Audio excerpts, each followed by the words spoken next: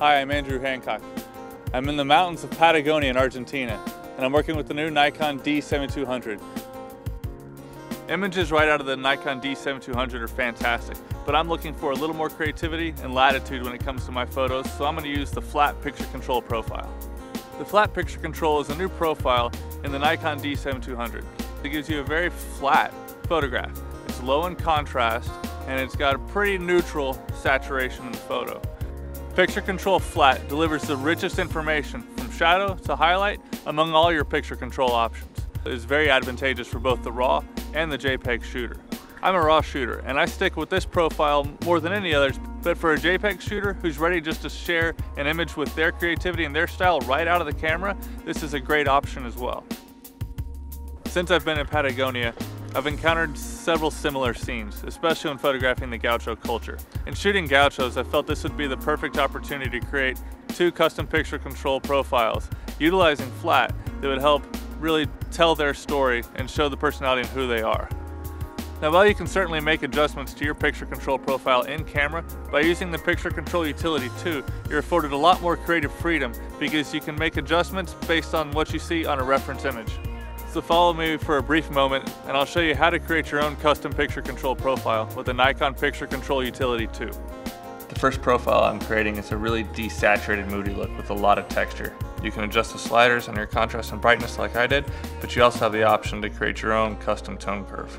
You have a lot of creativity whichever way you go. For my first test, I decided to keep it simple and stay with changing my sliders to the contrast and the brightness. So I'm going to bring my contrast probably up to 3.0, so I'm going to max that out. But for brightness, I'm only going to bring that up to 1.0. Now here's where I think I'm really going to get my mood out of the photos. I'm going to take the desaturation as far down as I can to -3. And that's it. I think it's a really nice scene. For my second custom profile, I wanted to build a look with a lot of saturation and clarity that really helps show off the dramatic scenes here in Patagonia. So I'm going to start by adjusting my sharpening.